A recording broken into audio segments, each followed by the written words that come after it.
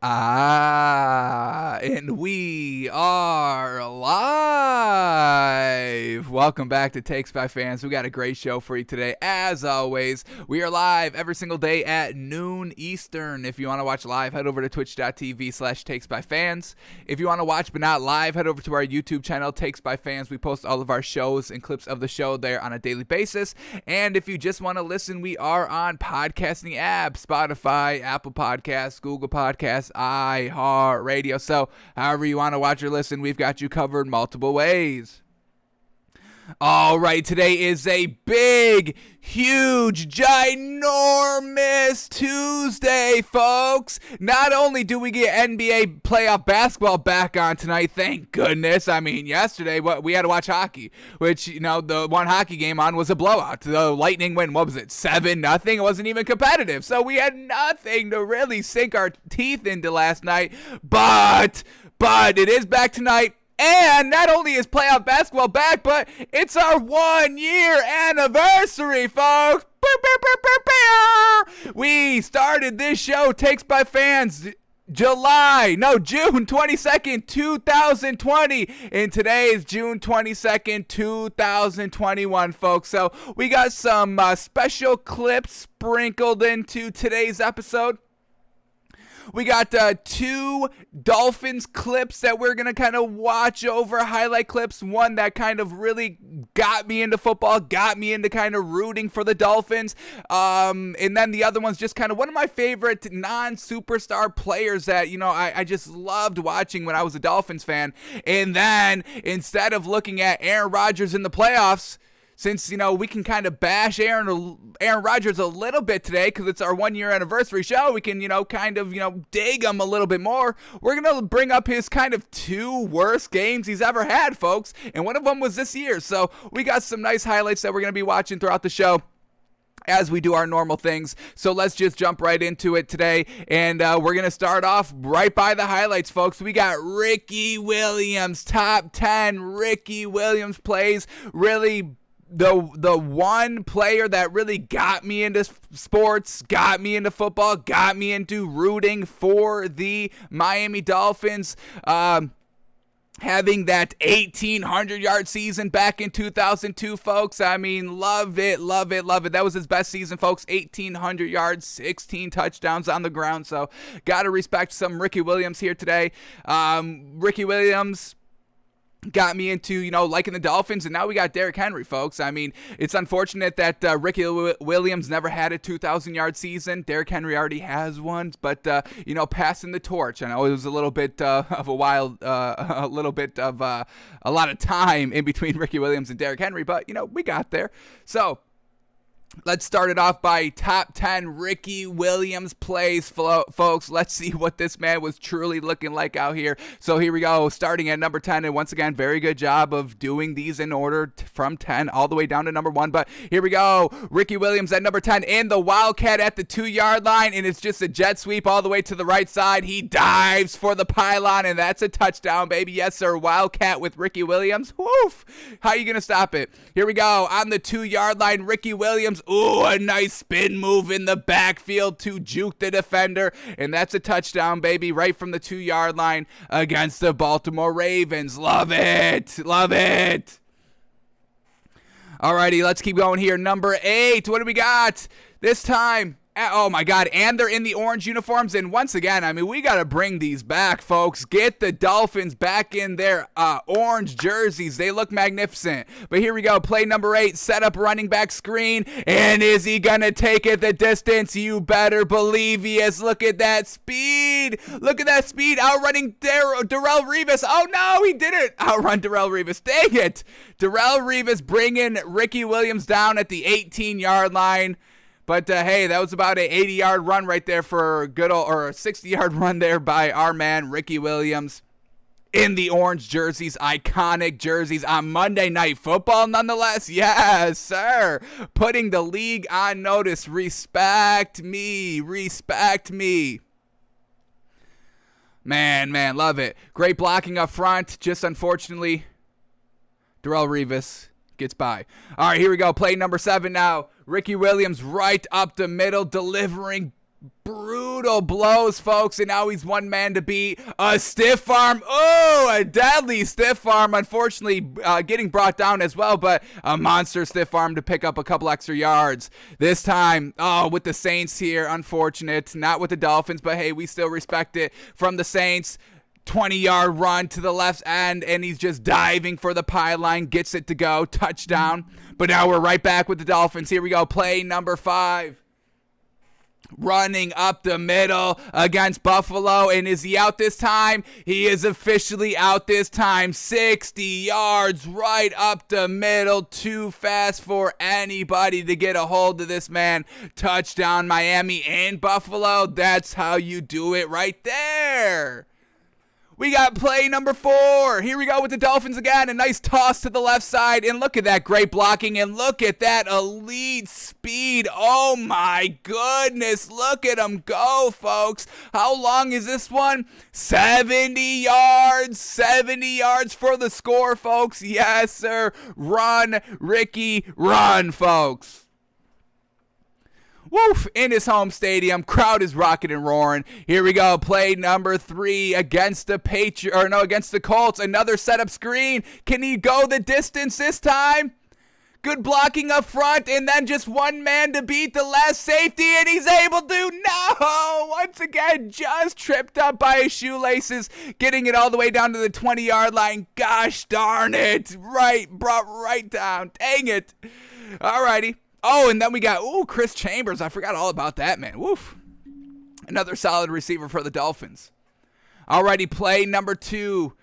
This time coming with the Saints. Play number 1 better be with the Dolphins. All right, Ricky Williams passing the ball here, showing off that arm. And look at him pass the ball. Oh, my goodness. Better than Drew Brees out here, folks. That's about a 20-yard pass, 30-yard pass in the air. Yes, sir. It's complete all the way down to the 2-yard line. And play number 1, folks. His best play of all time coming with the Dolphins. Running up the middle. Hole is there against the Jets, and he takes it all the way, folks. Yes, sir. We got about a 50. 50? What do we got? Where's the yard marker here? Yeah, we'll say 55 yards clean right there, all the way to the house. Ricky Williams, an absolute great talent. Unfortunately, he just could not stay off the weed, unfortunately, and that really was his downfall. But hey, he's still in the limelight. He's still one of the top running backs of all time, and he was on Celebrity Big Brother. So, I mean, who really won in the end, folks? Come on. Give it up for Ricky Williams. Love it.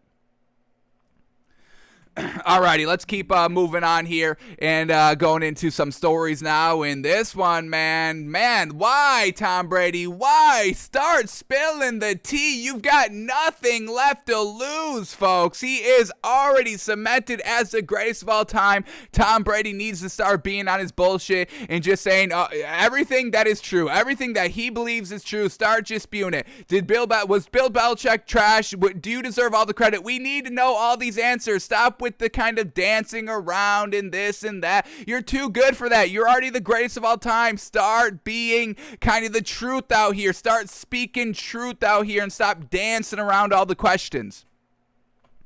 But we get a quote here. Tom Brady is going to be on the next episode of The Shop, LeBron's kind of barbershop talk show. They bring in athletes and celebrities and all that.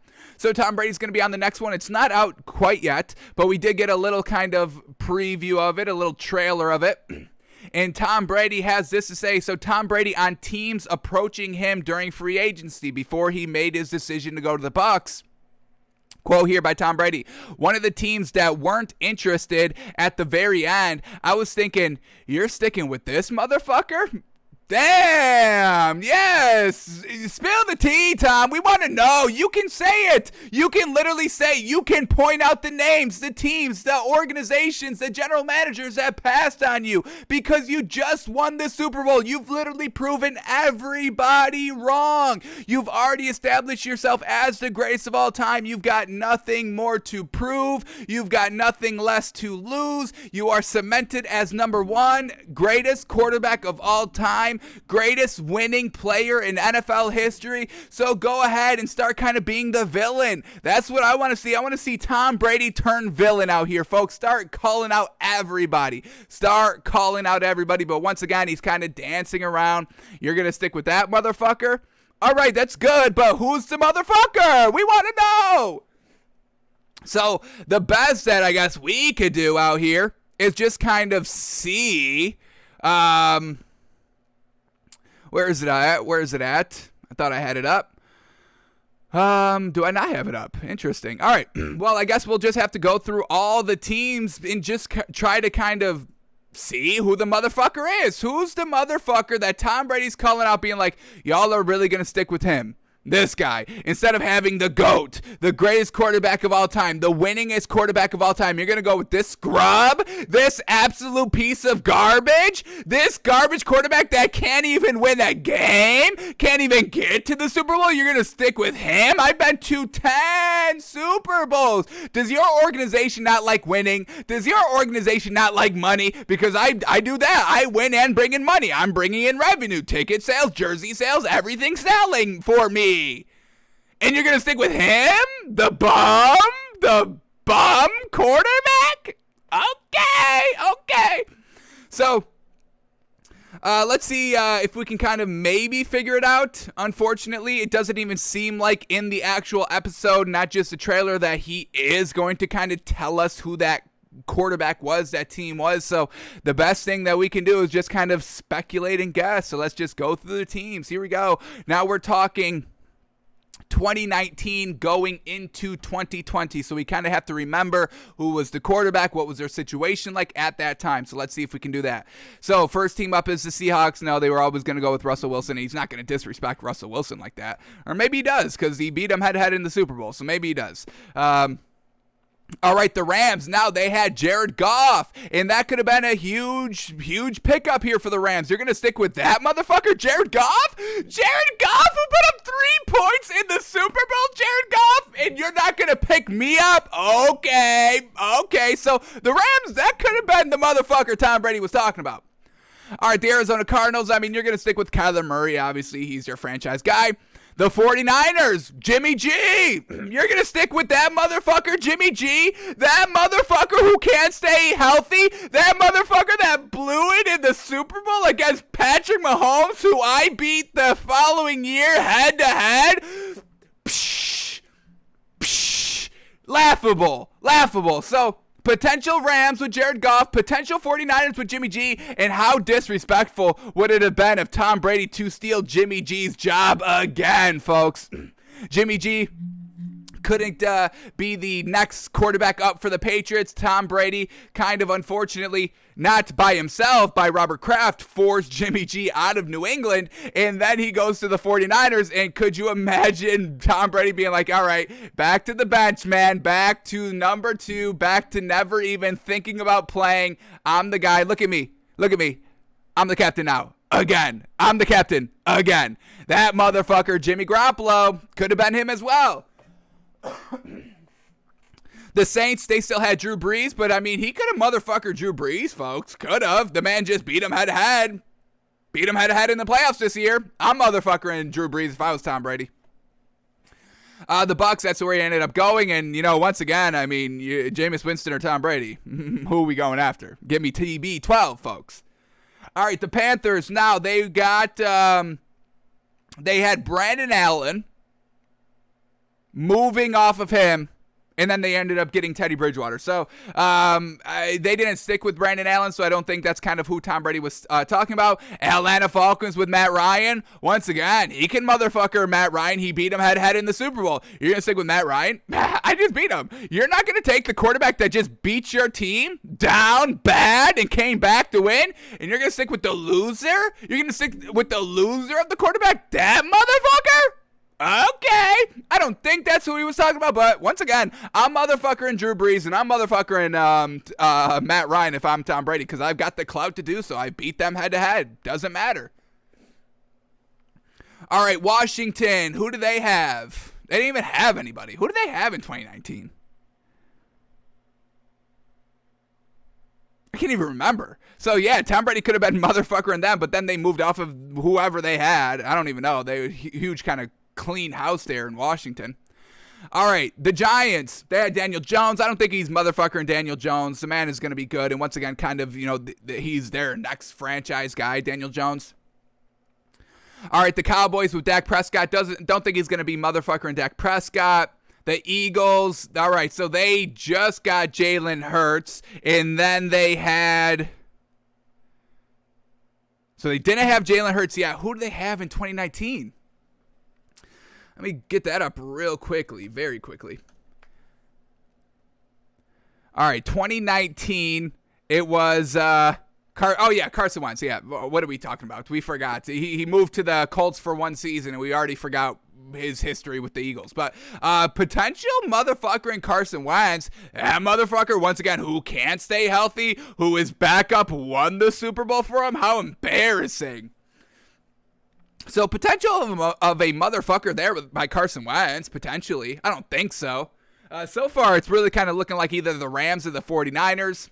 All right, the Packers, I'm motherfuckering Aaron Rodgers all day. That motherfucker who can't win an NFC championship game that, once again, I beat head-to-head the very next season in his home stadium after he went 13-3, and I still threw 3 picks, and he still couldn't get it done. That motherfucker you gotta stick with. You want the third GOAT of all time, not the actual GOAT of all time? Alrighty, I'll stick with that. Ooh, the Bears. Ooh, yeah, this could be a big Mitch's Trubisky, the MVP. That motherfucker, you're going to stick with Mitch. Mitch Trubisky. You're going to keep Mitch Trubisky over me. Okay, I gotta laugh at that one. All right, y'all have a good one. I'm out of here. As soon as the head coach or general manager be like, yeah, Tom, we think you'd be a great fit, but we have, as soon as I hear the start to come out of that mouth, I'm laughing hilariously, and I'm leaving. Bye. This should not even be a thought. This is not even any sort of comparison. Mitch's Trubisky, he won the MVP, folks. The Nickelodeon Valuable Player Award in a loss in the playoffs. How embarrassing. Was that? No, that wasn't a playoff game. Was it? Whatever it was, he lost. He lost the game and still got MVP. How comical. So he could have been motherfucker and Mitch Trubisky, and if he does, I need him to say that out loud. I need that soundbite. I need that quote for my anti-Mitch Trubisky collection. That would be the absolute cherry on top of that. All right, the Minnesota Vikings with Kirk Cousins, potential there. Once again, just Kirk never gets it done. He's like kind of, his stats are always good, but he's just kind of an afterthought. When you're naming good quarterbacks in this league, you get, you're going, obviously the best. You're going to go Tom Brady. You're going Aaron Rodgers. You're going Big Ben. You're going Drew Brees. He just retired. You'd go Phillip Rivers. He just retired. You'd go Matthew Stafford. You'd go Dak Prescott. I'd even go Daniel Jones over this man. I mean, you're literally listing every single quarterback, and then you'd be like, is there anybody else? You're kind of running through the teams. All right, I did the one from the Packers, the one from the Patriots, the one from the Bucks, the one from this one. Oh, yeah, the Vikings. Oh, yeah, Kirk Cousins, I guess. Oh, yeah, I guess. I mean, he's literally an afterthought at quarterback. All right, Detroit Lions. I mean, first of all, he wouldn't even want to go there. And second of all, you're not going to motherfucker Matt Stafford. I mean, once again, he's kind of an elite passer in this league, just unfortunately bad organization. So the only teams in the NFC that we can really kind of narrow down, potentially the Rams and the 49ers, and maybe the Bears if he ended up maybe going there.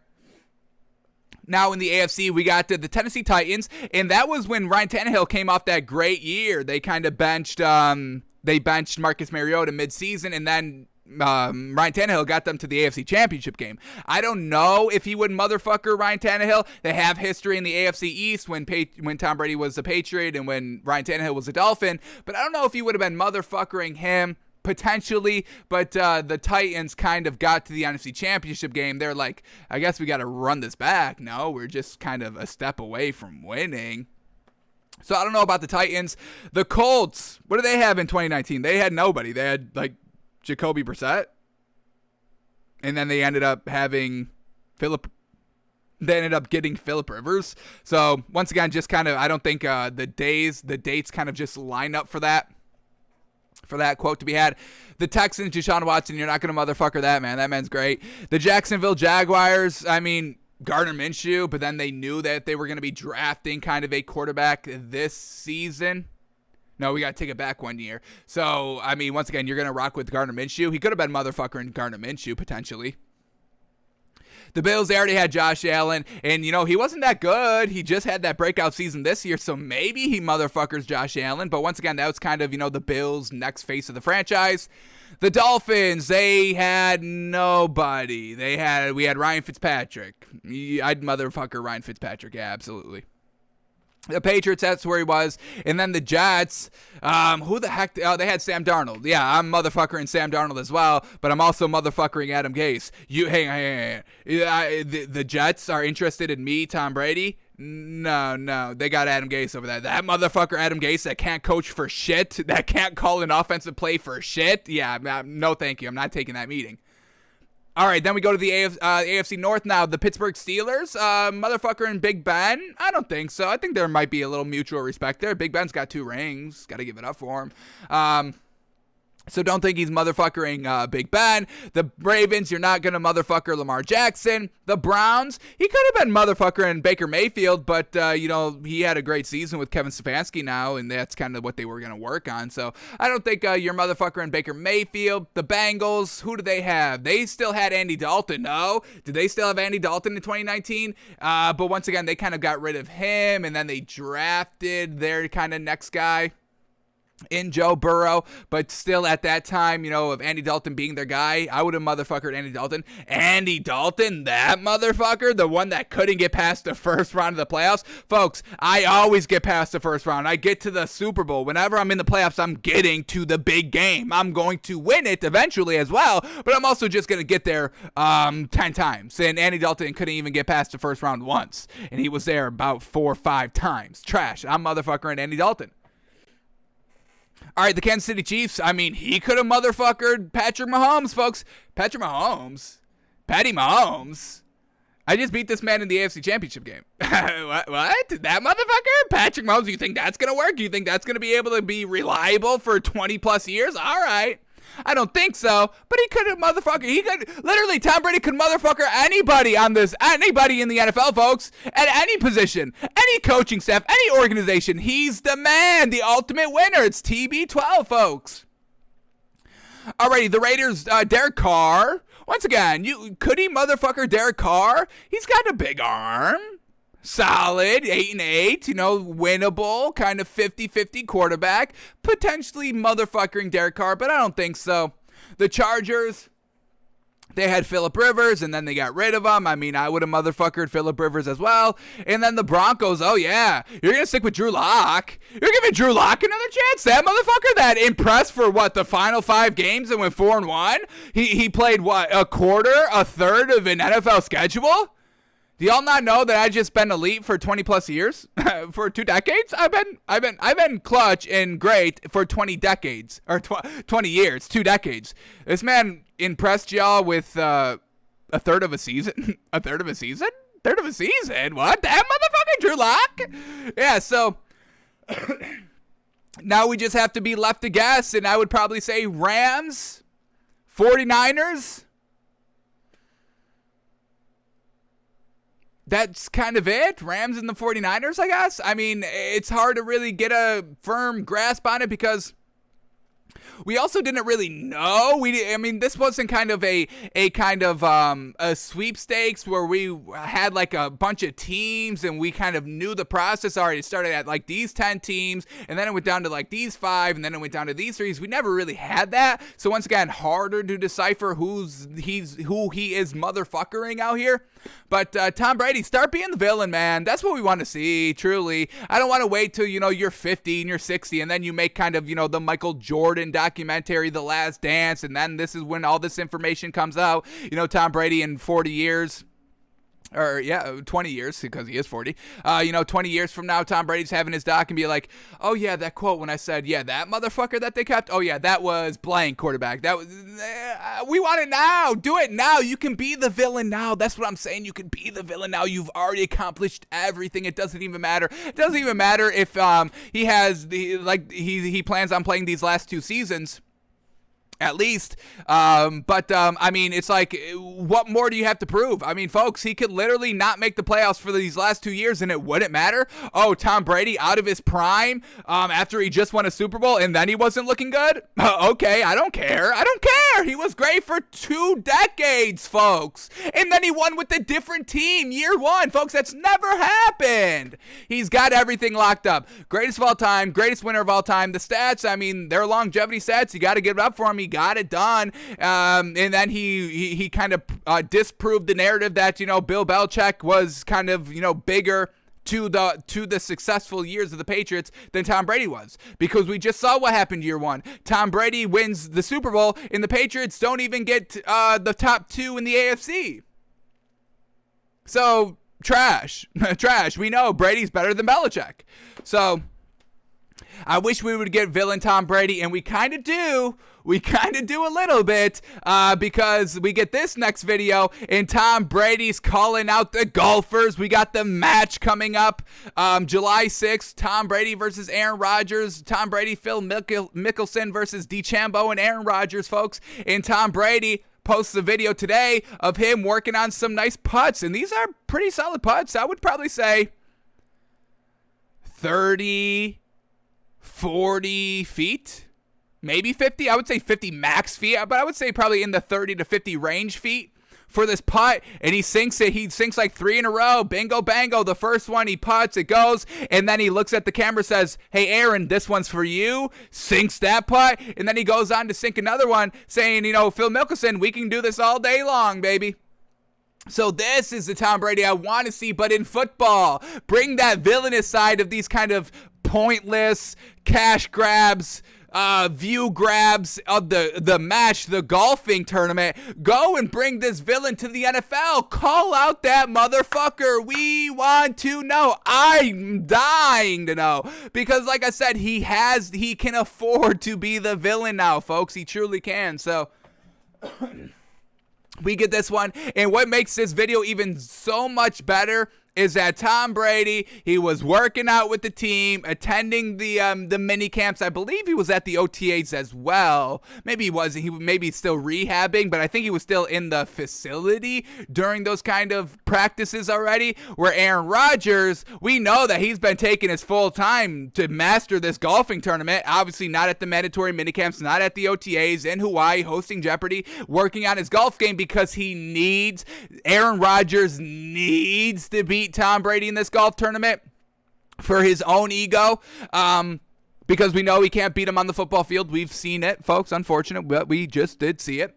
But I love that Tom Brady looks right in the camera, says, hey, this one's for you, Aaron. I know you've been working on your golf game all season while I've been getting better on the field, and you've been nowhere but absent because you need to beat me in this golf tournament, so you've been spending all your time on the green. And I kind of just did this as a little bit of a side. I've been practicing a little bit, but I've been mostly, rehabbing, getting better, getting back to great shape. I got to repeat as Super Bowl champions, and just kind of, practice golf maybe once or twice a month. And I know you've been practicing a lot every day, because you weren't at those training camps, were you? So you must have been on the golf green every day trying to practice to beat me. But look at me, I don't even need to practice, and I'm sinking these 50-foot putts easy. Easy. I mean, I guess everything just comes easy to me. I'm the GOAT. Aaron, we'll see what you got. But I'm already pretty gosh darn good at this golf game. But I know you need to beat me, so I know you were practicing, but I barely practice out here, and I'm sinking them, so pretty good. But so love that we're getting the villain Tom Brady on the golf course. I guess we'll have to take it. We get some villain Tom Brady, and I'm all about it. So July 6th is the match. We'll obviously hear the same dig after dig after dig of Aaron Rodgers being like, oh, yeah, should I go for this? Oh, do you think, hey, DeChambeau, do you think I should go for this punt, or do you think I should, we get it, Aaron. We get it. It's everybody's fault. It's the coaching fault. It's the play calling fault. We get it. The defense, you want to rely on your defense because they picked off Tom Brady. I guess that's the worst option because you can't get it done in the red zone. You can't take advantage on 2 Tom Brady interceptions to cash in with some points. So we got to rely on the defense. But I guess, we're the fools, we're the clowns for thinking that because you can't get it done in the red zone. We gave you chances. We gave you 3 of them. You missed them all. Unfortunate. But, yeah, it's all us, and keep taking the same dig. So expect to hear a lot of that same digging going on during the match, and I hope Tom Brady keeps stoking that fire, provoking all these comments like he did in kind of the Zoom meeting, the Zoom call, the kind of a press conference of the match where Tom Brady kind of was like, hey, Aaron, isn't that, DeChambeau, you should probably go for it as much as you can because Aaron Rodgers, So I hope Tom Brady keeps stoking that fire, and I hope Aaron Rodgers keeps falling into that trap. Tom Brady's not on Aaron Rodgers' side, folks. He is trying to make Aaron Rodgers look like a clown. Aaron Rodgers thinks that Tom Brady's on his side, but he's truly not, and it just makes Aaron Rodgers look worse every time he opens his mouth. But that's what we'll see on July 6th. So 2 weeks from today, folks, July 6th, the match happens, and we'll see what we get out of the villain Tom Brady and the annoying personality of Aaron Rodgers. Alrighty, let's keep moving on. And what the hell was going on yesterday in the NFL? People were being wild on top of wild on top of wild. So let's rattle them all off here. So first up, Cardinals first round linebacker Zaven Collins, who we are big on. Where do we have him in our linebacker big board? We've got him number 2. We got Jeremiah Owusu-Koramoah, number 1 linebacker, and then we got Zaven Collins, number 2, above Michael Parsons, above Jabril Cox, above Nick Bolton, folks. So we are big, highly regarded on Zaven Collins, but this man was arrested last night in Scottsdale for excessive speed and reckless driving. Come on! Settle it down, man. See what happens? I mean, the mandatory minicamps are over, and now we kind of have this month buffer period before they have to get back into the full swing of things in training camps, and people just want to be wild out here. Come on, Zaven, we're rooting for you. The Cardinals desperately need this defense to be great as well. You're going to be kind of the missing piece out here. You're going to be starting. He's going to be a rookie starting linebacker in this league, but he's being arrested. Excessive speed, reckless driving. He was booked and released a short time later. There is no comment from the team yet, unfortunately. But that's just the first story, and they keep getting wilder and wilder. So the next one up here is Chiefs defensive end Frank Clark was arrested on Sunday in Los Angeles for felony illegal possession of a firearm. Folks, this was not a firearm. This was a murder machine, folks. Clark was pulled over for a routine traffic stop when cops found an Uzi.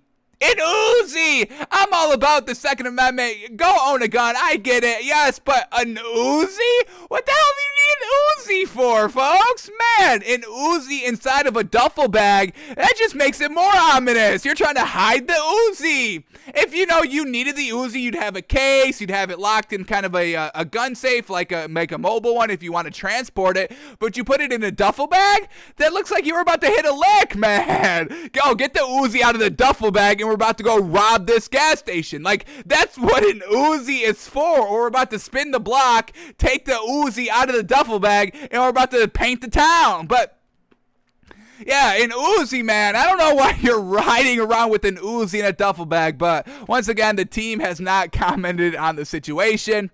And then we got the flip side of having guns. We got having the gun, and then we got kind of, the victim of a gun. So here we go. More, folks. Vikings rookie defensive tackle Jalen Twyman was shot 4 times while visiting his aunt in Washington, D.C. Quote, wrong place, wrong time, said his agent, Drew Rosenhaus. Quote, in talking to him today, he's going to be okay, which is thank goodness. I mean, shot 4 times? Jeez, and you're still making it out alive? Thank goodness, man, that he's going to be all right. That's the number one thing.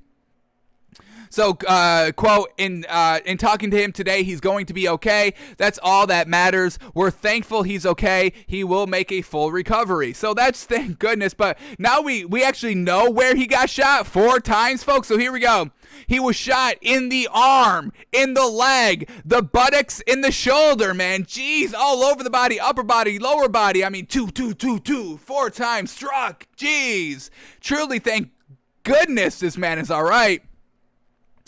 Twyman is expected to be released from the hospital this week. The man is still in the hospital, geez. And, quote, there doesn't appear to be any long-term injuries that would prohibit him from playing the season. So, once again, thank goodness. You know, could you imagine you being a rookie quarterback getting drafted? You know your life has changed. You just signed your contract. You're getting paid. Your life is starting to look up. And then you're just kind of the victim of senseless gun violence. And you could have died and everything just could have been over just like that. So just truly, what the hell was going on in the NFL? Rookies, great players, Clark here.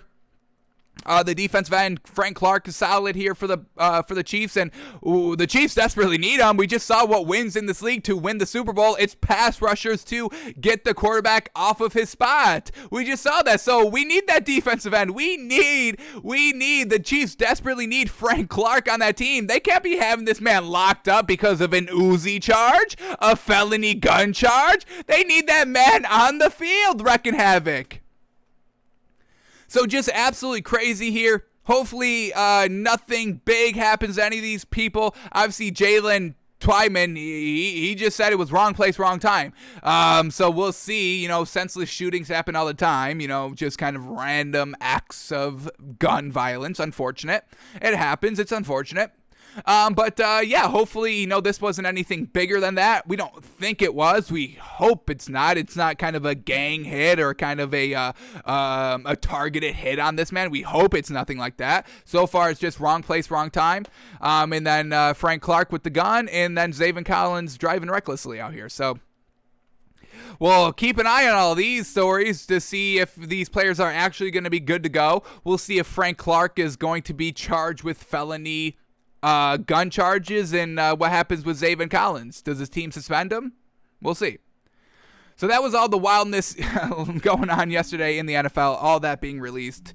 Truly wild out here. So everyone, just relax, take it down. You don't need to be driving reckless and getting a gun with all that money. It's fine. Just chill, live your life. Alrighty, let's keep moving on here. We're back to, man, the Cardinals running backs. I think this is like the second or third story that we're seeing that, once again, they're believing in themselves a lot, which obviously, you know, we want. You have to have confidence in yourself, you know, feeling good, looking good, playing good. It all, you know, goes hand in hand. So you're feeling good, you're feeling your team, you're feeling yourself. Hey, we can go get it done. You're going to go get it done on the field, but ooh, we'll see. Here we go. Cardinals running back James Conner on backfield tandem with Chase Edmonds. Quote, we could be one of the best in the league. Yeah, you could. You could. Nothing's happened yet. No stats have happened yet. So, yeah, you could be the best tandem in the league. But given your history, you know, James Conner being a number 1 was never great. And Chase Edmonds being a number 2 last season with Kenyon Drake being the one, that wasn't really anything great. Chase Edmonds had 400 yards. He also had 400 receiving yards as well. That was pretty decent. But once again, none of these running backs are kind of 1,000-yard running backs by their own right, you know, when they're being the number 1. So, I don't know, but we'll see. Let's see what we get here in this article, and let's see what they're saying. But running back James Conner spent the past 3 seasons as the Pittsburgh Steelers workhorse when healthy. Now the 26-year-old joins an Arizona Cardinals club where he'll share a backfield with Chase Edmonds. During a recent interview with On the Fly with Lisa Matthews, Conner gushed, "Oh my gosh, NFL writers, what the hell are we doing? This is the 3rd time we've seen gushed. Use other words. We did an entire segment on other words to use other than gosh, folks. Effusive, folks. You can use that word. Wax lyrical, rhapsodized, folks. We literally broke down all the kind of I forgot what they're called. Oh man, how embarrassing. I forgot what those words are called. Words that you can use in place of other words. You use a thesaurus for it. Jeez, I'm blanking on the actual term to use, but you can use other words besides gushed. Why does everyone have to be gushing all the time? Stop it. Jeez, Connor gushed. Once again, Connor's gushing, George Kittle is gushing. People are gushing all over the NFL field, folks.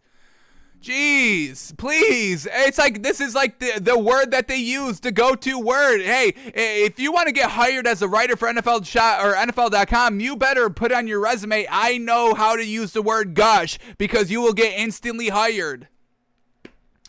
Man, oh man, if I have to see this word one more time, damn, everybody can't just be gushing all the time, folks. I refuse to believe that everyone is just gushing 24/7 out here. I refuse to believe that.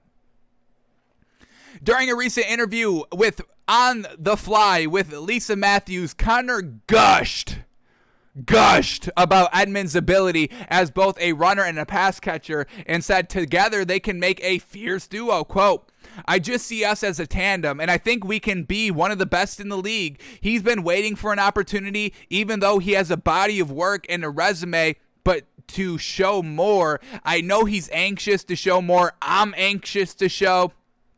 With both of us together, back with K1, once again, Kyler Murray, that's his nickname.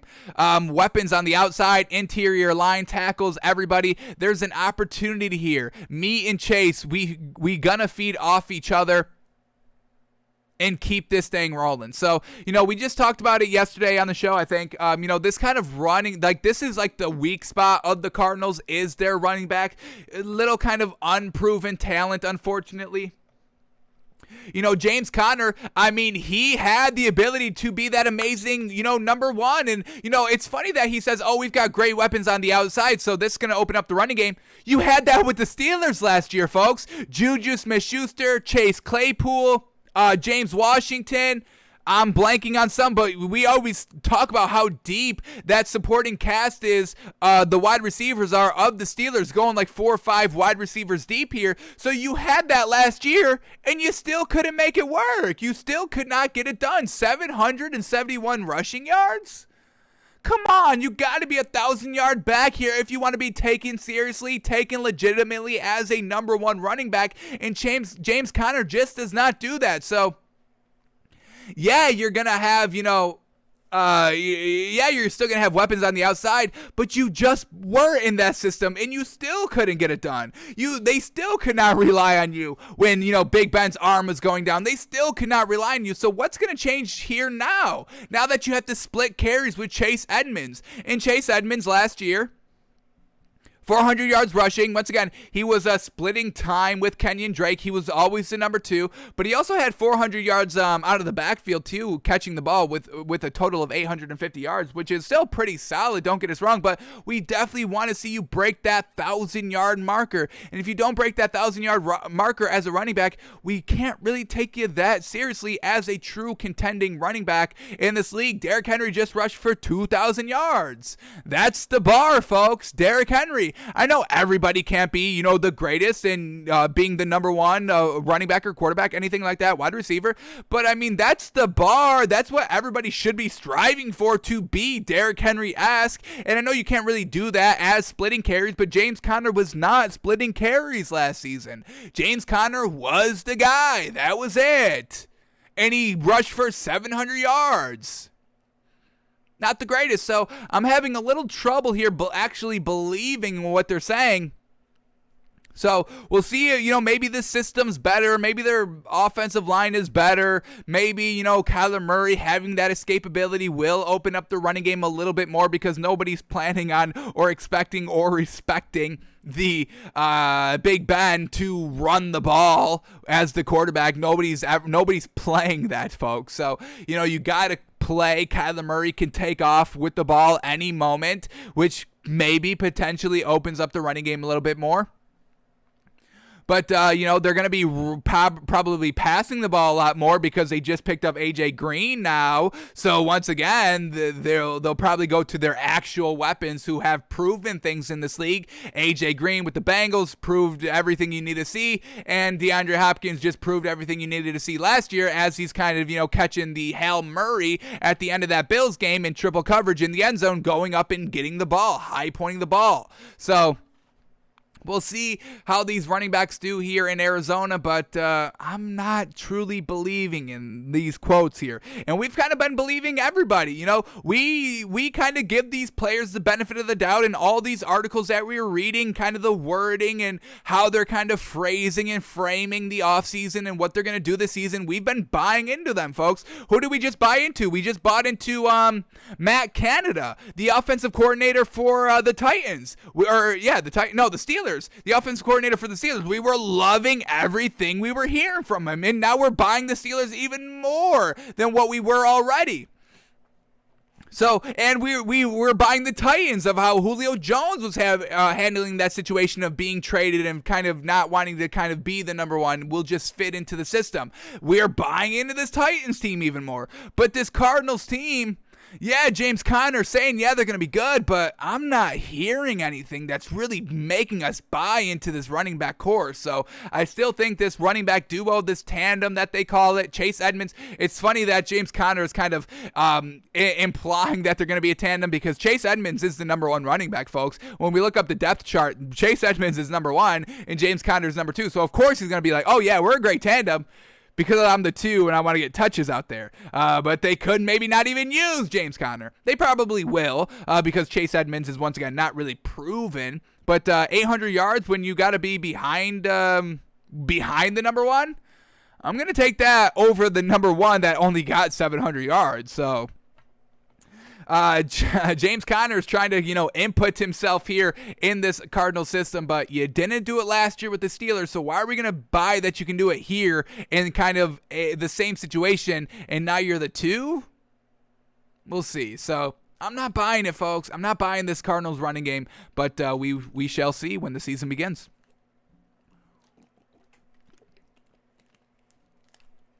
All right, let's keep going here. And this is not what we wanted to see.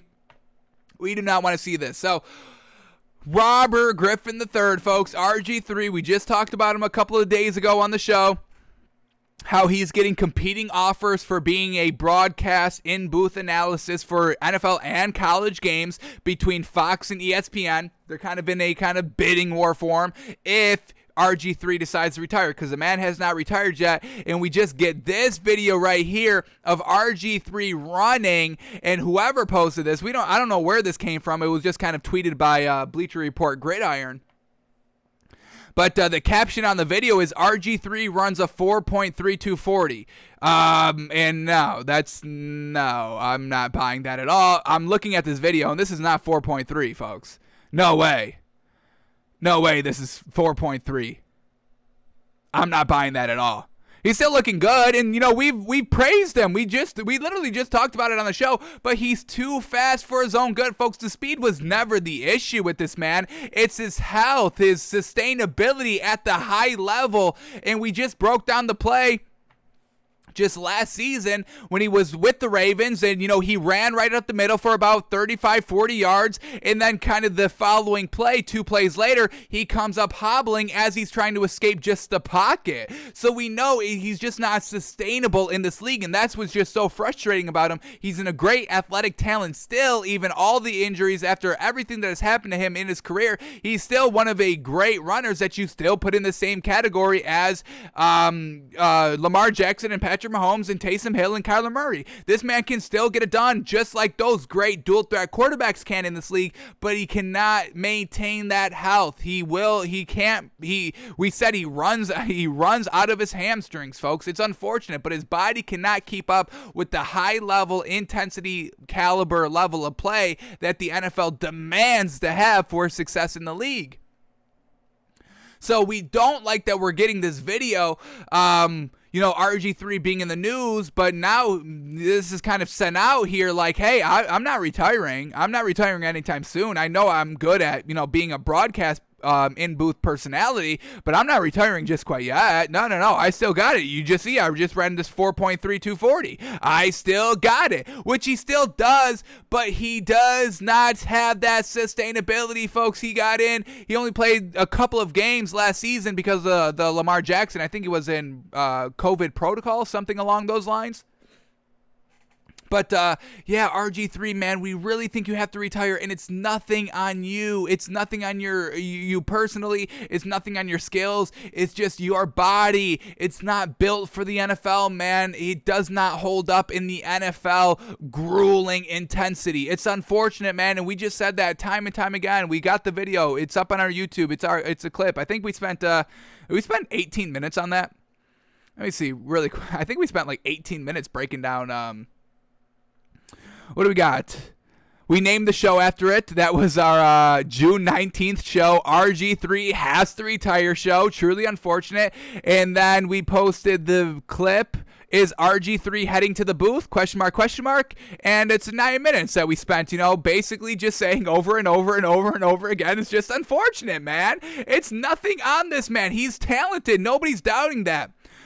But this man is just, he runs out of his hamstring. His body cannot keep up with the intensity, and that's why he has to retire. But this video right now is kind of indicating, hey, I can still play. What team needs me? We got training camp coming up in July. Sign me before that. I can work. I can make the quarterback room a little bit better. I could be the backup. But you can't be the backup. He got benched in that game to Trace McSorley because he couldn't be on the field with that hamstring anymore, because he ran out of his hamstring, and it was a great run. It was a fantastic run. It picked up 30, 40 yards. It was great, right up the middle, beating everybody speed-wise. But he got injured later in the game, literally 2 plays later.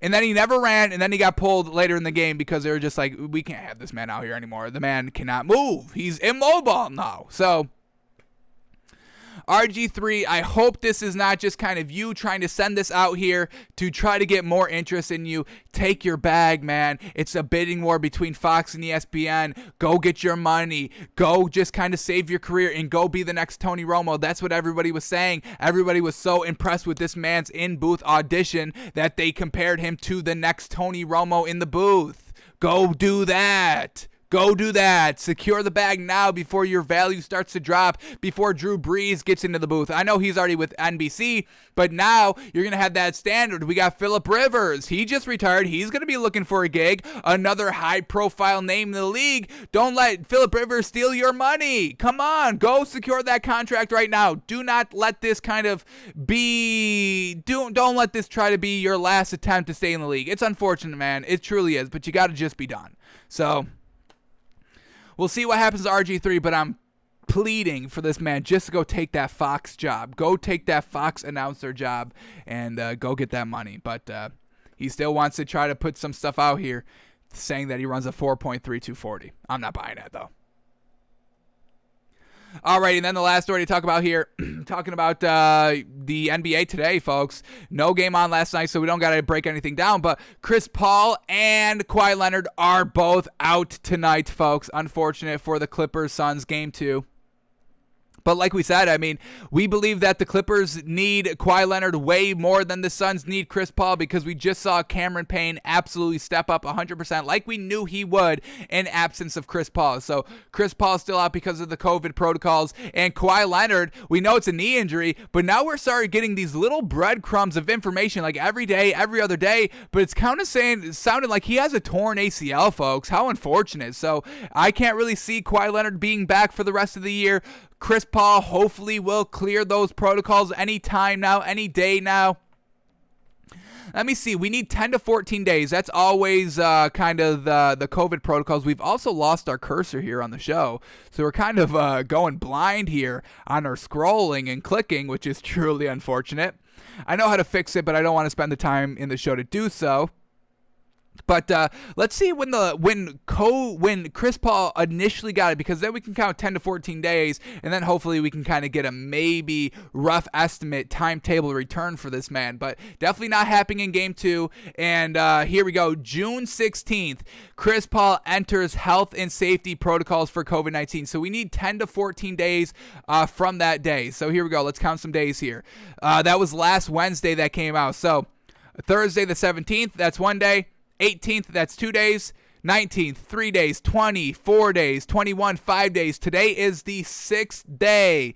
22nd, folks, 6 days. So now we need a couple more. 23rd would be 7. 24th would be 8. 25th would be 9. And the 26th, that would be 10 days removed in the health and safety protocols, which is basically the minimum. So now let's go to the NBA schedule and see how many games he could potentially be missing. So we got Game 2 tonight. That's a definite miss.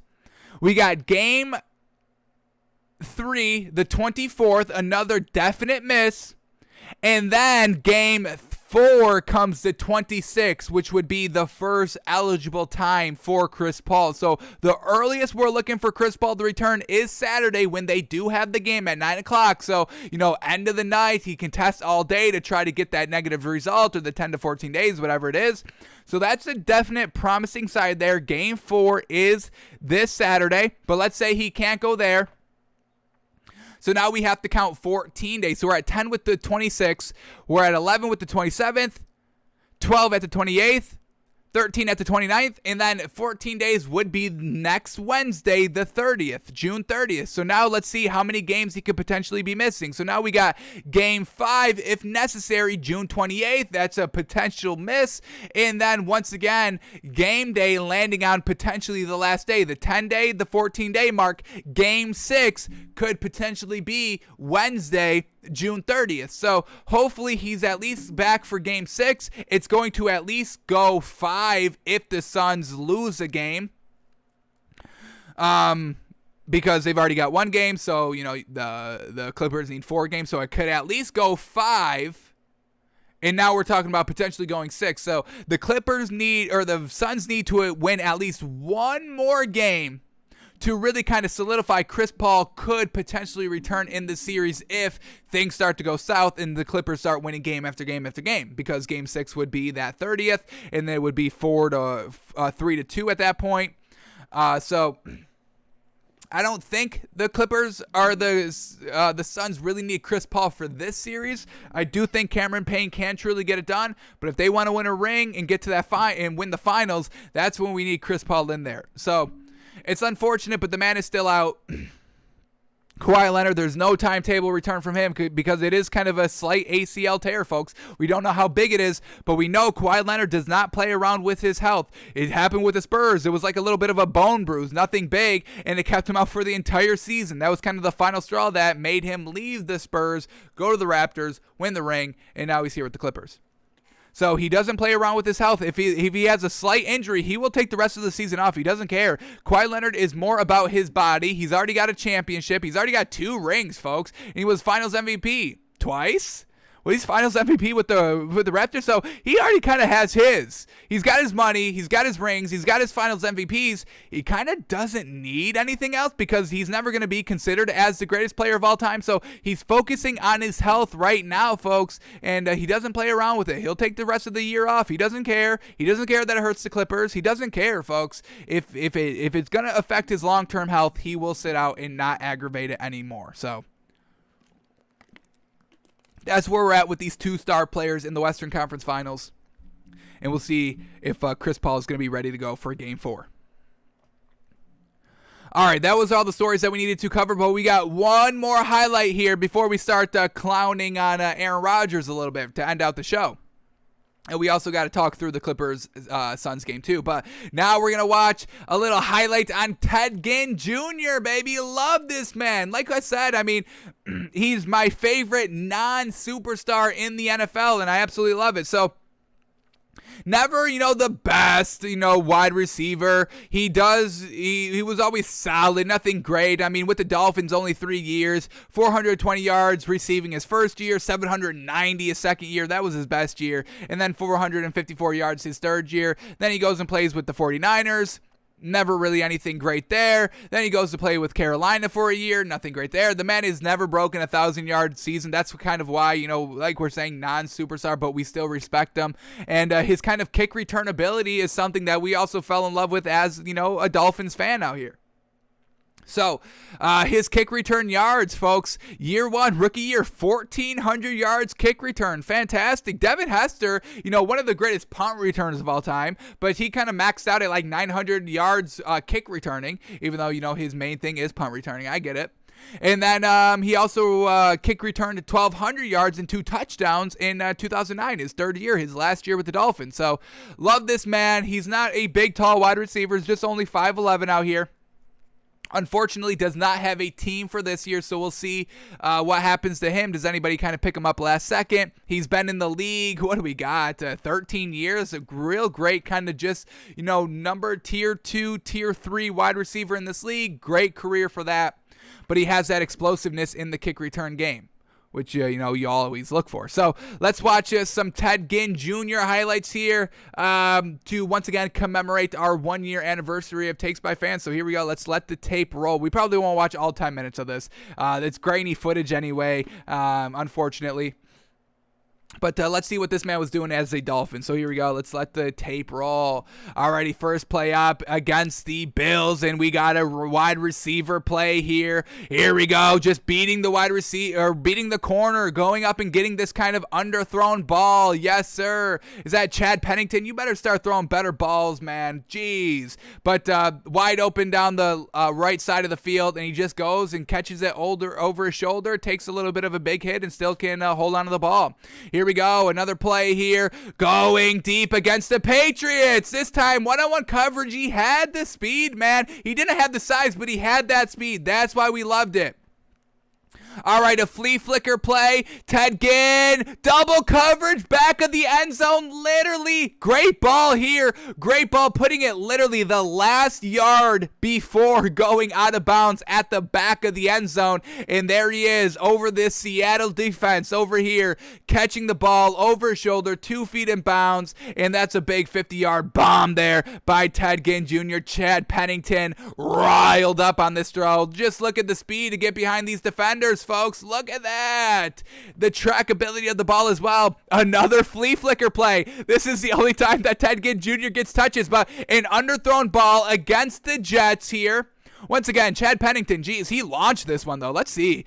Throwing it from about the 15-yard line, getting it all the way down to the 35-yard line. How many yards is that? 50 to the 35, that's 15. 15 to the 50. Hang on. That's 30 yards, so about 45 yards right there. And maybe not as deep as 45 maxing out. That's not great, if we did the math right. But, yeah, just kind of a little underthrown ball behind the defense. Has to come back from it. It has to come back to the ball, and he's able to go up and get it. Yes, sir. All right, here we go. Play action pass. Going deep against the Bills, and look at this man, wide open, stopping on a dime, recutting back inside. Oh, the juke! Oh, just could not juke out that last defender, getting brought down at the 10. But here we go again. Quarterback for the Dolphins. Here we go. There he is, Ted Ginn, getting behind kind of the soft spot of the zone defense, and it's good for about 30, 40 yards. Great job. We got to start seeing some kick returns as well. I want to see some high explosive ones. Here we go. Ooh, yeah, one-on-one matchup in the end zone. Chad Pennington puts it right on the money, getting it right over that last defender, potentially Antonio Cromartie, if I'm potentially reading the number right. And that's Ted Ginn in the end zone. Another touchdown for the man. Yes, sir.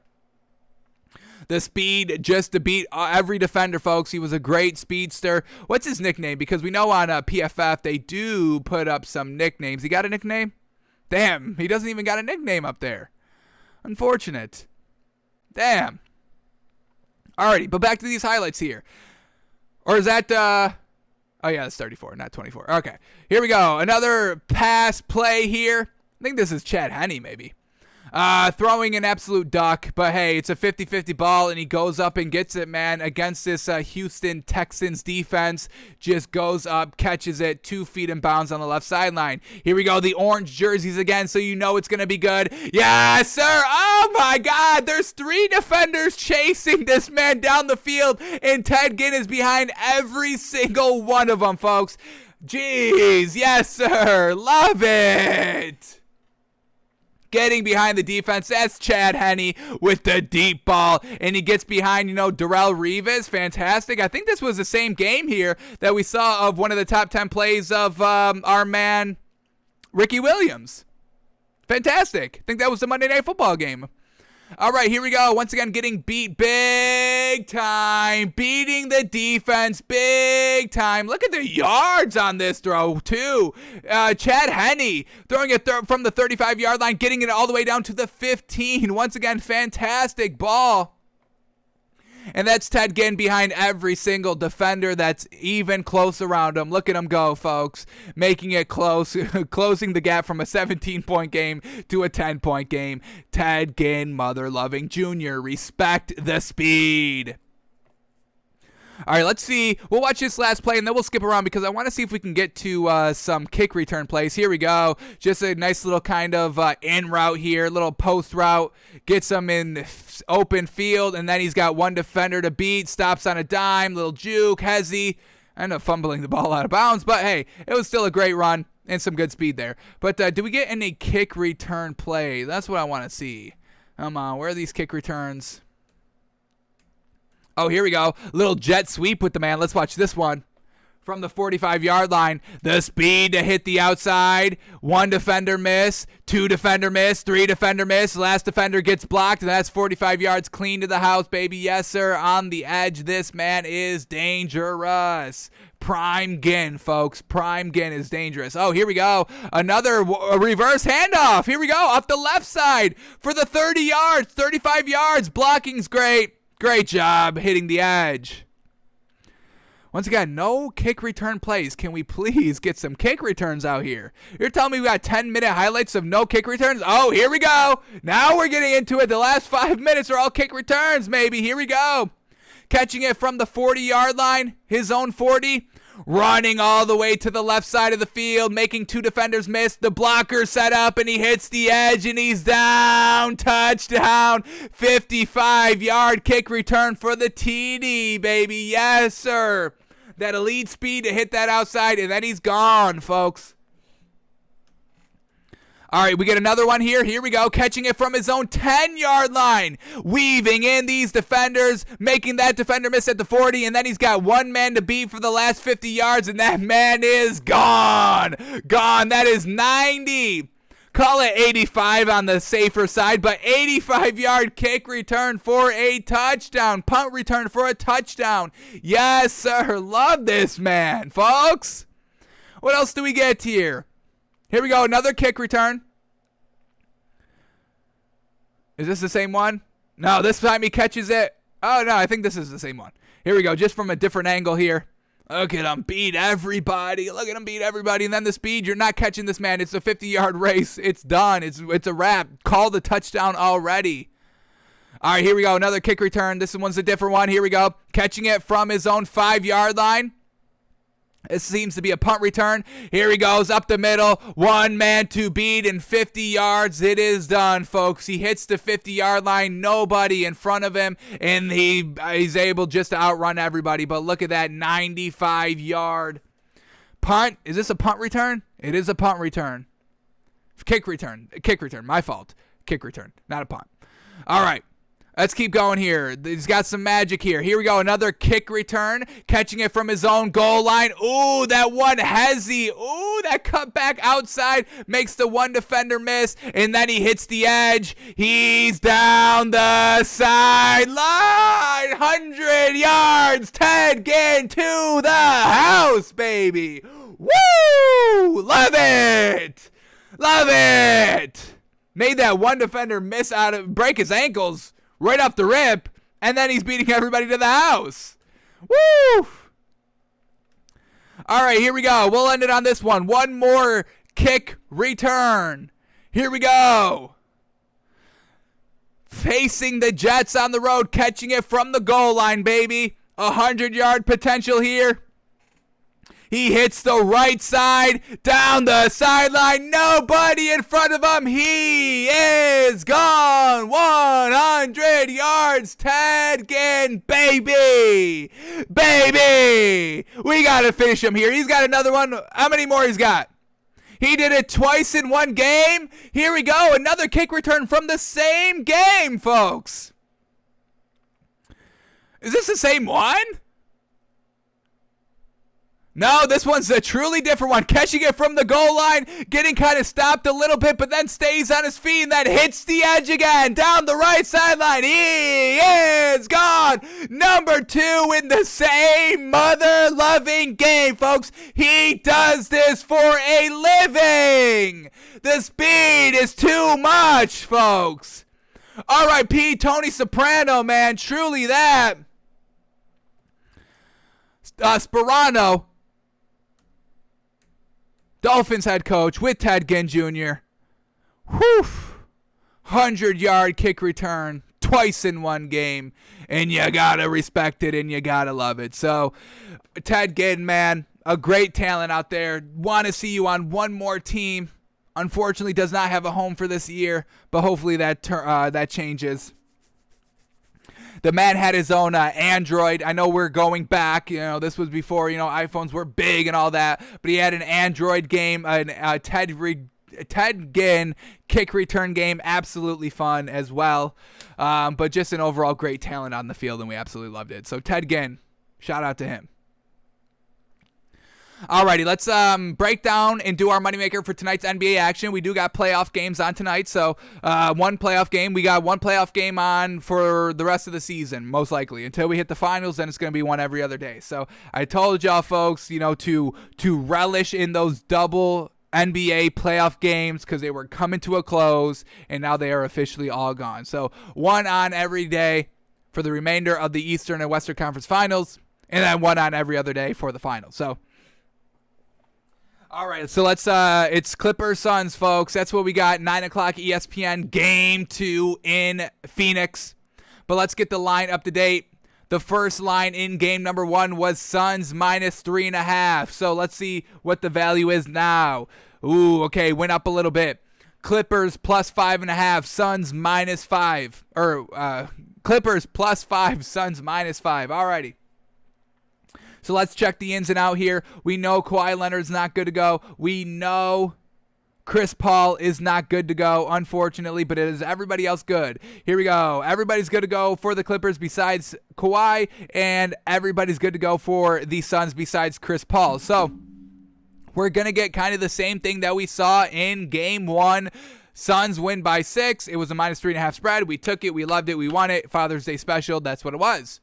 But, in this game, in the game number 2, is anything going to really kind of change our mind? Not really. We didn't really see anything. We saw Paul George and Reggie Jackson do their thing. Both put up 20-plus points, and that was really it. Marcus Morris, a little lackluster scoring the ball. Terrence Mann didn't have one of his breakout games. What did Terrence Mann do? Let's get that up real quickly.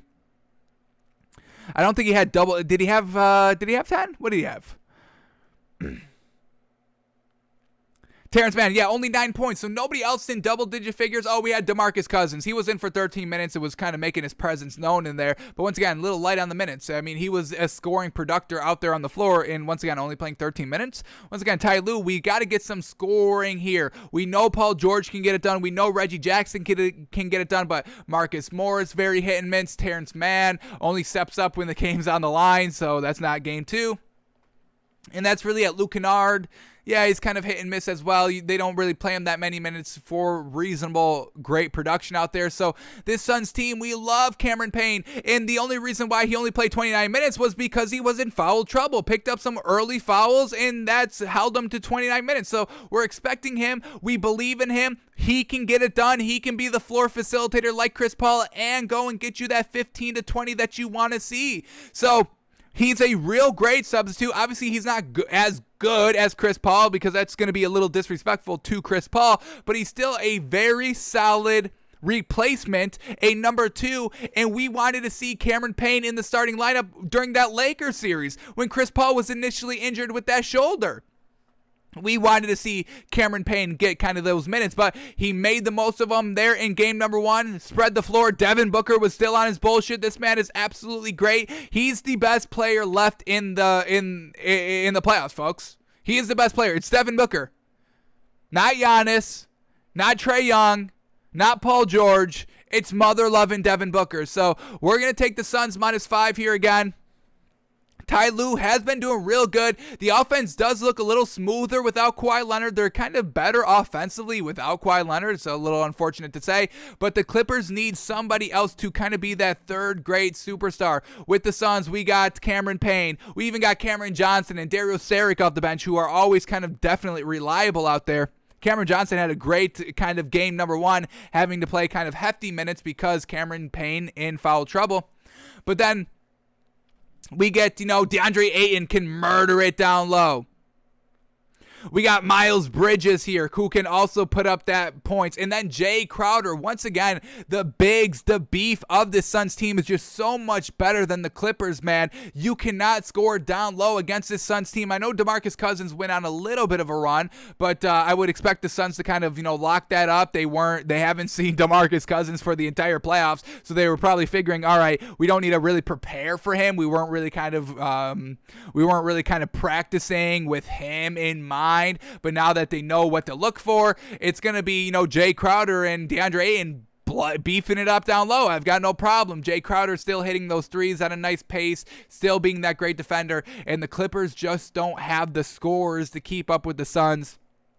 How much longer can this greatness of Paul George keep it going? Because we see it time and time again. Yeah, we see some nice spurts, maybe a game, 2 games, but then it always comes back to playoff P, folks. And, until we start to see a third emerge here for the Clippers, Terrence Mann starting to be kind of really reliable, consistent, Marcus Morris being consistent, maybe they can go down low. Who was their starting center?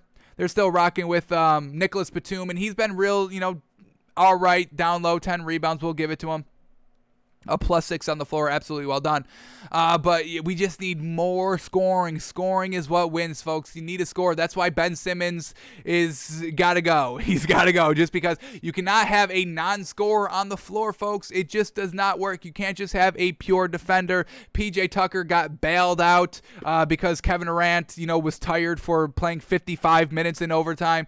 But, sometimes you do get bailed out. But for Ben Simmons, that's what happens. It's really kind of 50-50. It's not even really 50-50. PJ Tucker's the outlier of being a non-scoring threat on the floor and still somehow making it to the Eastern Conference Finals. But I'm going to take the Suns here. Devin Booker, they had a lot more time off. The Clippers have just been playing game after game after game after game, and the Suns have been just kind of having some nice kind of relaxation, a lot of time to get prepared. So a little kind of rusty game 1, but they were still able to get it done. Look for a bigger, more explosive win here by the Suns tonight. So we're going to take the Suns -5. Alrighty, and then to close out the show, folks, for our kind of 1-year anniversary, nothing makes us happier than clowning Aaron Rodgers, folks. He just deserves it. We don't clown any player like this. It's just Aaron Rodgers' attitude. That's what kind of, makes it so satisfying and kind of, gives us a little bit of a pass of kind of clowning on one of the greatest pure passers in the league. So that's what we're going to do to close out the show. We're going to take a little bit of a pause, a little bit of a day pause of judging Aaron Rodgers every playoff game to go and look at his absolutely worst games of his career. We've got 2 of them here. One from 2014 against the Bills, and then the one from this season against the Bucs, because he played absolutely garbage. So let's take a look at these stats here of Aaron Rodgers in the first. We'll start here with the Buffalo Bills game, 2014, folks, in Buffalo. They get the loss, which, once again, why why this game is a little frustrating, because it was still a one-score game. So maybe we get an epic meltdown in the fourth quarter on the final drive by Aaron Rodgers. That will truly be the cherry on top of this. But he had a 40% completion percentage, folks. 17 of 42, absolutely trash. Only 185 yards, absolutely trash. 0 touchdowns, 2 interceptions. That's what we love. And his quarterback rating was 34, folks. I think this was his lowest he's ever had in his career. So let's watch some of these passes. We're going to try and watch every single pass by Aaron Rodgers here. We got the drive chart queued up. Do they have, oh my God, he takes a safety. They get a safety defensively, and that's the end of the game. That's why it was kind of one possession. Well, they were down 6. They had to settle for a field goal down in the fourth quarter. Unfortunate. Down 19-10. Unfortunate. But either way, kind of non-competitive, honestly. So let's watch who was the Bills quarterback? Kyle Orton. He didn't get outplayed by Kyle Orton, but that Bills defense definitely got it done. But so let's take a look at all these Aaron Rodgers passes and just relish in the absolute garbageness of this game of Aaron Rodgers. So let's cue it up. Here we go. First pass coming from 13-22 in the first quarter, and it's an incomplete pass. Not a shock because he completed 40%. Alrighty, here we go. First play to clown Aaron Rodgers on. Hopefully these all aren't just drops by the wide receivers. We're looking at some real bad throws. That's what we're looking for here. So here we go. 3rd and 7, 0-0 game at his own 35-yard line. 3rd and 7, pick it up, Aaron. You're so great. Pick it up. Goes. Oh, my God. And it is just a drop by the wide receiver. Damn it. Damn it. That's why it's so hard to clown Aaron Rodgers, because most of the time the passes are great. Most of the time, but in the clutch situations, they're not. That's why, we hammer Aaron Rodgers hard. All right, so that one wasn't anything against Aaron Rodgers, unfortunately. All right, let's go to their second drive. Pass incomplete here, 9:40. We want to see some ducks. We want to be able to clown this man. Once we get to the interceptions, hopefully those are good as well. But here we go, 2nd and 4. Still a 0-0 game. Get it done, Aaron. 2nd and 4 from his own 20-yard line going. Oh, yeah, this was bad as heck. Underthrown, way out of bounds. Aaron Rodgers, what the hell is this? Trash. Trash throw.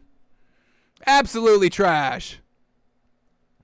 All right, now we're cooking. Now we're cooking with some trash throws. What's the next incomplete pass here? 9:35. Don't have to go too far. Oh, that's the one we just watched. 9:40. Oh, we missed one. We got to back it up a little bit. Let's go to 9:40.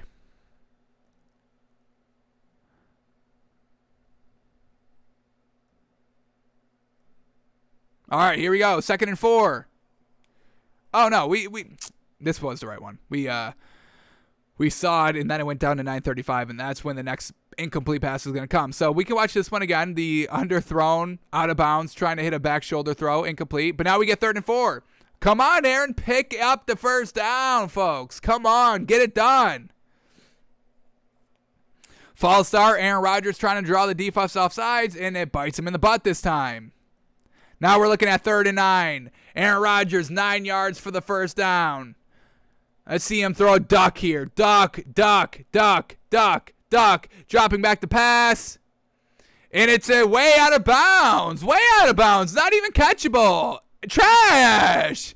Absolutely trash. That's what we want to see. Aaron Rodgers looking garbage out here. Alrighty, the next drive here, they got to settle for a field goal. Alrighty, we're not going to watch all these incomplete passes, but we are going to watch why this drive stalls. So we got to go to 5:25. Starts with an incomplete pass. Then he gets a 6-yard pass, and then an incomplete pass. So he had a couple of chances to get it done, to go and try to get the touchdown instead of settling for the field goal. But we know settle, bail out, diva, Aaron Rodgers, turtle Aaron Rodgers. He always clams up, turtles up, goes into a shell in the high pressure moments in kind of, the red zone. So here we go, 1st and 10 from Buffalo's 33-yard line. Still a 0-0 game. Try to put a touchdown on the board. Getting flushed out of the pocket. Throws it on the sideline. That was kind of a bad drop there, but it's tight on the sideline, and it's incomplete. All right, 2nd and 10. This is a complete pass, so we'll see this one. Is it just a dink and a dunk? Let's see. Here we go.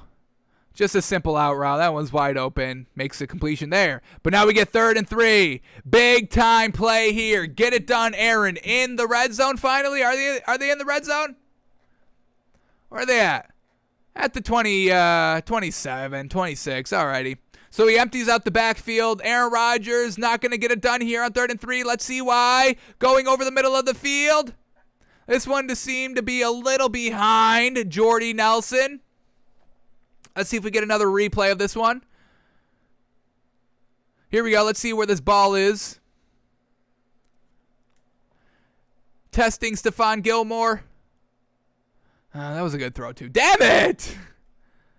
Little out in front. A little too much out in front. Maybe if we have to say something bad about it. Alrighty. We want to see ducks out here. We don't want to give Aaron Rodgers any credit here. But here we go. Oh, this could be good. Now we're talking. All right, here we go. Now we're watching the next Aaron Rodgers drive here, and this one could end very well. So let's see how this one plays out. Going at 3:21 in the first quarter. 3:21, where are we at? Here we go. Alrighty, this could be a real good drive to clown Aaron Rodgers on. Here we go. They're up 3-0. They're at their own great 39-yard line. Play action pass. Aaron Rodgers going over the middle of the field. And this was grainy video. Oh, man. Can't really see if this was his fault or not.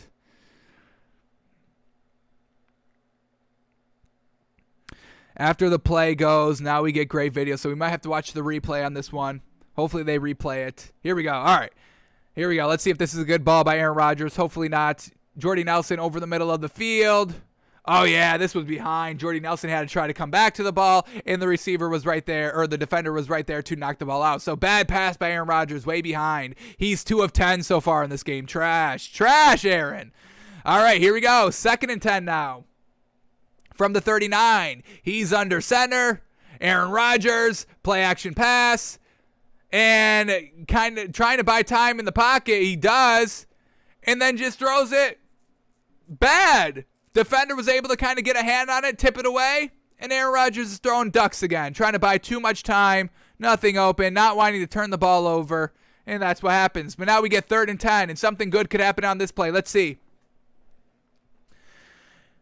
3rd and 10, Aaron Rodgers. Here we go. Dropping back to pass. Stepping up in the pocket. Going to run. Slides down. Alrighty. Slides. I mean, it's 3rd and 10. Go for the first down. Stop trying to, preserve your body. Do you want to win or not? You're 5 yards short and you slide down when the pressure is just starting to get there? Take the hit, Aaron. Be that big-time leader that you preach time and time again. We see quarterbacks all the time take the big hit to try to pick up the first, but you just slide? Jeez. And then they get the punt return for a touchdown. I thought it was going to be Aaron Rodgers fumbling the ball or something, but they go. The Packers punt, the Bills return it all the way for the touchdown. So now they find themselves down 7-3. Aaron Rodgers scores a touchdown on this drive. Unfortunate, but it was a run play from the 1 to get it done. All right, what else do we got here by Aaron Rodgers? A missed field goal drive. Let's see why they had to settle for a field goal. Here we go. 2 incomplete passes. That's what we're talking about. Here we go. 6:52 in the second quarter.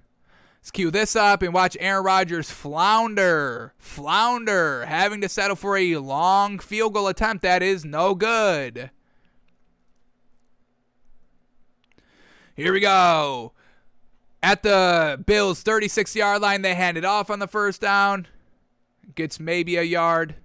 And now we got 2 passes, back-to-back incompletions here. So here we go, 2nd and 9. Aaron Rodgers, oh my God, almost just threw a pick, yo. Wow, Stephon Gilmore, man, just had it in his hands. Had the pick in his hands. Aaron Rodgers throwing an arid as heck pass right off the rip. It should have been a pick 6, yo. But Stephon Gilmore could not hang on to the ball. Damn you, Stephon. This would have been great to clown Aaron Rodgers. It's still great, but a pick 6 would have put the nail in the coffin for this man. Damn it. But still trash here by Aaron Rodgers. That's a pick 6. Damn it. Aaron Rodgers, absolute garbage pass right there. Alrighty, let's see what this one is, 39. Hopefully it's as bad as that one. Here we go. Oh, unfortunate. Can't get the playoff in time. Has to call a timeout, burn a timeout. Aaron Rodgers trying to do too much at the line. Burning a timeout. They got one timeout left with 6 minutes left in the second quarter. Trash. Where are all those timeouts going, Aaron? Trying to draw down the clock and get the defense off sides, but you're not even worried about your own offense. Got to get your offense set. Has to burn a timeout. So 2 back-to-back garbage plays. Now we get 3rd and 9. Let's see how this drive ends for him. Here we go. Once again, bleeding the play clock all the way down to 1. Tries to hit him. In a wide, way overthrown ball. Miscommunication or just a bad pass. Aaron Rodgers wanted him to keep going deep. He stops and just miscommunication, but Aaron Rodgers misses the throw. Trash. Trash Aaron Rodgers. And then that sets up a long field goal. How many yards officially? What do we got? 53 yards, and it's blocked. It's blocked. The special teams for the Packers are truly floundering here in this game, and Aaron Rodgers is kind of a part of it. All right, then they go 3 and out. What do we get? A pass incomplete. I want to get to these interceptions. Let's get to these interceptions. What do we got here? Oh, yeah, let's go to this. Should we go to this? Where do they start? Start at their own 19-yard line. Can't do anything before half. Unfortunate. All right, where are these interceptions? Now we're talking. Here, oh, yeah. Back-to-back interception drives. That's what we're talking about. So let's kick off these. Let's cue up these interceptions here by Aaron Rodgers. Official interceptions. Should have been 3 in this game, at least, at minimum. All right, here we go. 3:40 left in the third quarter. We'll set up the down and distance in the score when we cue it up. So here we go. All right. Packers down 6, 16-10 here, and the Packers in their own end of the field. Let's see what happens. 2nd and 7, Aaron Rodgers. Play action pass. Over the middle of the field and shorts it, underthrow, way behind the receiver, and that's an easy pick. Yes, sir. Trash Aaron Rodgers. Trash. All right, let's go to his second interception now. This one even worse because it was in potential scoring territory. Bills take that interception and cash in nothing with it. How unfortunate. Once again, Aaron Rodgers getting bailed out by the defense, and he does nothing with it. So let's cue this up. We're going to start at 11:21 in the fourth quarter because we start with an incomplete, and then we get the interception. All right, here we go. At the Bills' 34-yard line, still only down 6. Aaron Rodgers on 2nd and 3, getting flushed out of the pocket, just throws it away. Classic Aaron Rodgers, throwing the ball away, doesn't like to take any chances because he has to keep the interceptions low. But he still gets an interception here. 3rd and 3, clears out the backfield. In scoring territory at the 34-yard line, pump fake, and the one ball gets tipped off the hands of the wide receiver. It looks to be a little bit too high here. Not exactly on the money. Ball gets tipped up, little high, and it gets tipped for the pick. Not 100% his fault, but we're still going to put it on him a little bit. Little high throw. Unfortunate. Aaron Rodgers not being, totally accurate like he thinks he is. Unfortunate. All right, let's see how this game kind of ends here. So they go up 19-3, and then they have to settle for another field goal. Let's see why. Does Aaron Rodgers flounder here? We get 3rd and 8 at the Bills' 16-yard line with 5 minutes left. They at least need one score because they're down 2 possession. But let's see why Aaron Rodgers cannot, beef up the drive a little bit, sustain the drive, and get a touchdown. So here we go. 3rd and 8. Let's see how bad this pass is looking. Starting at the Bills' 18-yard line, down 9. Aaron Rodgers going over the middle of the field, and it's way overthrown. Not even in the vicinity of the wide receiver, and that's why Aaron Rodgers, once again, when things tighten up in the red zone, he's not the best, folks. So, trash there by Aaron Rodgers. They have to settle for a field goal. Do they ever get the ball back? They settle for a field goal, and here we go. Aaron Rodgers gets sacked for a safety, folks, on a potential game-winning drive. First play of the drive, sacked for a safety. And that's how Aaron Rodgers is remembered in this game. Absolute garbage. So here we go. Let's set it up. All right, so Packers, once again, no timeouts. Why do they have no timeouts left? Probably just to try to get the ball back, but whatever the case, I'm sure Aaron Rodgers burned a couple himself because he's trash. But starting on their own 10-yard line, down 6, winnable game, 2 minutes to drive the length of the field. That's what Aaron Rodgers is supposed to be, no? The greatest passer of the football of all time, the clutchest player of all time? And he flounders big here. So at the 10-yard line, at their own 10, Aaron Rodgers dropping back to pass. Ball gets stripped out of his hands. He can't even find the ball, and he doesn't even attempt to go and pick it up. Doesn't even attempt to go and pick it up. Once again, Aaron Rodgers, careless, not, sliding, 5 yards short of the first down. Not even trying to pick up the ball here in the end zone. And that's a safety. Aaron Rodgers getting the ball stripped out of his hands in the backfield. Ball bounces into the end zone, and it's a safety. Aaron Rodgers. I don't know why they called it short. I don't know why they blew this play dead so early, so quickly. That was a little frustrating. But Aaron Rodgers, bad game here. Couldn't be clutch. Not sacrificing his body. Once again, it's like Aaron Rodgers, he doesn't have the heart. He has kind of the physical traits, the arm to play the game, but he does not have that heart, that killer instinct. That's what we see from Aaron Rodgers. All right, let's cue up this other game here. Bad game here, and this one's even better because it came against his rival Tom Brady this season. So let's watch Aaron Rodgers flounder big time. They get out to a 10-0 lead, and then he throws back-to-back interceptions. Let's watch these. I can never not watch an Aaron Rodgers interception. So let's watch these. He thinks he's going to be able to beat Tom Brady. Started out looking good, 10-0. Everything's going his way. But he ends up throwing picks, folks. So let's cue up these picks here. What's the first one coming at? We get 12:50, and this one's a pick 6. Even better. Even better. All right, here we go. 12:50. Here we go. Aaron Rodgers up 10-0. 3rd and 10. Trying to pick up the first. Aaron Rodgers. Lackadaisical throw, trying to hit a comeback route, and that's just easy pick there. Easy pick 6, 100% Aaron Rodgers' fault. Bad throw, bad read to go with the ball, and it's a pick 6. Aaron Rodgers is absolutely garbage. Alrighty, but that's not the only pick he had in this game. On the very next drive, blowing the game. They still got the 3-point lead, but Aaron Rodgers wants to throw away this game against the greatest quarterback of all time. This is how Aaron Rodgers plays? What? Jeez, I mean, literally, your legacy's on the line against this Bucs team because you're going toe-to-toe with Tom Brady. The first time he's in your division, and you lose both times in the regular season in the NFC Championship game. Come on. Aaron Rodgers here, 11-17, the very next drive, another interception. Let's cue up this pick. Here we go. Aaron Rodgers, 3rd and 4, pick. Trying to squeeze it into a tight area. Let's put this one in slow-mo. Here we go. Trying to fit it in real quickly over the middle strike.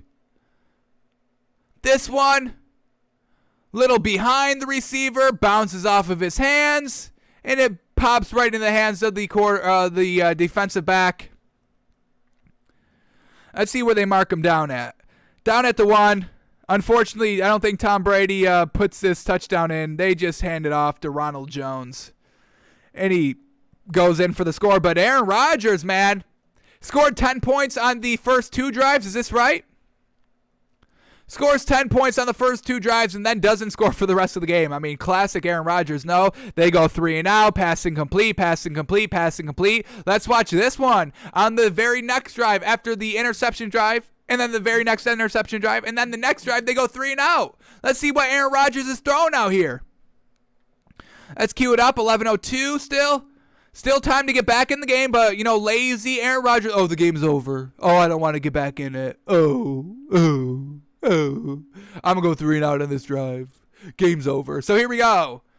Down 4 still. Play action pass. Throws over the middle. And it's caught, but the defender is able to get over there and push him out of bounds. Aaron Rodgers leaves this one in the air a little bit too long. Doesn't really rifle it in there. Tough. That one's tough. Not 100% Aaron Rodgers' fault, but hey, we're trying to clown him here. Oh, that was complete. Never mind. All right. That was complete. I was going to say, that was pretty good. Or no, he bobbled it. Unfortunate. They challenge it. Okay. Not really Aaron Rodgers' fault, but unfortunate. The other 2 interceptions were, so we can always hang our head on that. But here we go. 2nd and 10. Aaron Rodgers over the middle of the field. Ooh, that's bad. That is bad by the wide receiver. Maybe a tad overthrown, but also trash. Also trash of trying to catch that ball.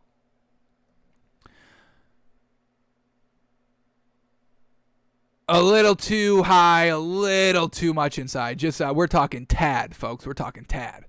All right, here we go. 3rd and 10. Hopefully this one's Aaron Rodgers' true fault out here. Throwing it, just throwing it away, basically. He felt the pressure, was going to get down for a sack, and he just throws it away. So that was Aaron Rodgers for the rest of the game, folks. I mean, how do you go 10 straight points, then they go 3 and out, they go 3 and out again, they go 5 and out right before the end of half, then they go 3 and out, 9 and out, 3 and out, 6 and out, 3 and out, nothing meaningful ever, truly blown out, and he just does not want to be competitive in this game against the Bucs. So, Aaron Rodgers, you're a great talent, but you're an awful teammate. You don't get it done when you need to. You're not clutch at all, and you're a little overrated. Your head's way too big for you. Your ego's way too big for you. Hopefully you get brought down to earth at some point in your life. I don't know what it's going to take. Your family hates you. You've got nothing. You've got no kids. You have a girlfriend. You couldn't make it work with Danica Patrick. I don't know who your new girlfriend is now, but I know that house is empty. And, you hate your own team. They're hating you back. And you're going to be lonely forever. Aaron Rodgers, you're going to be lonely forever. So that's where we're at with Aaron Rodgers. Saw some trash performances, and we'll take it. We'll take it. Alrighty, folks. That's going to do it for us today. Thanks for joining us on our 1 year anniversary. Here's the many more years to come. Thank you all for watching, subscribing, supporting. It means absolutely everything. And let's keep going, folks. Takes by fans. Let's have it be the new wave of sports talk. As we kind of usher out the Skip Baylesses, kind of, getting past their prime a little bit. Colin Cowherd maybe wanting to kind of exit the game as well. He's starting his own podcast in his podcast network. Maybe he kind of fallbacks a little bit. So here's us potentially taking over for the old school generation. Alrighty, folks. We're out of here, and we're back, folks. Year 1 is just the beginning. We're back tomorrow. 1 year and 1 day. Back at it, breaking down the NBA, seeing what everything does, seeing what happens, talking everything like we do, and back to clowning Aaron Rodgers during his playoff performances. All right, folks, we will see you. We're back tomorrow. 1 year in the books. Here's to another. We'll see you.